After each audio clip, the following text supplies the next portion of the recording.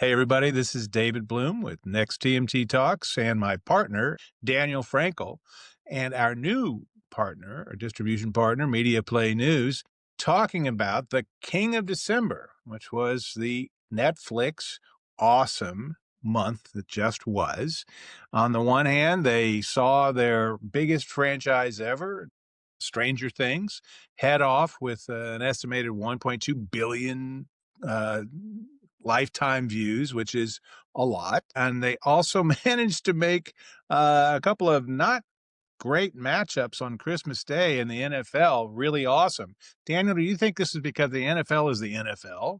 Because Netflix is Netflix, or is it because NFL and NFLX together is kind of like quadruple dynamite? I do not know. I mean, these were crummy games. Minnesota, Detroit. I think Detroit was circling the drain, if not already eliminated from the playoffs. Minnesota's been out for weeks. That drew in prime time 27.5 million people, an average minute audience methodology that Netflix uses.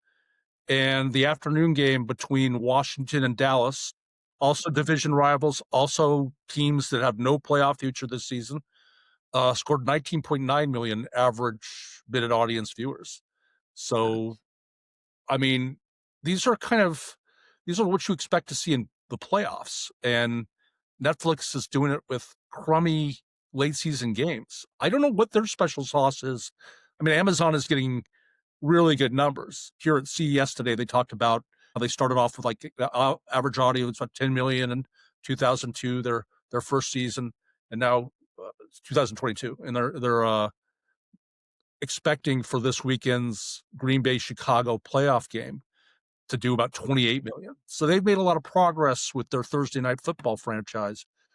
But Netflix out of the gate, even with some bugs in the streaming, is doing outsized audience with crummy games right off the bat. I don't know. What do you think's going on? Why is Netflix so successful at this? Well, it is an interesting thing to ponder. I believe Amazon had a pretty great things there Christmas Day as well because they had the evening game that matched up with their usual Thursday. And watching football is so much better than having to make small talk with that crazy uncle of yours.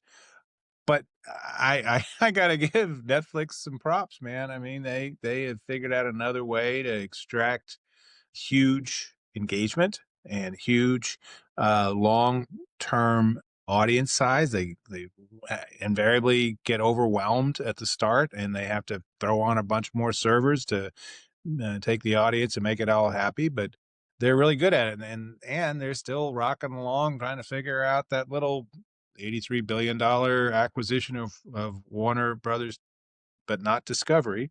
So, it's a good time to be king of December. Let's see how it goes in January in 2026.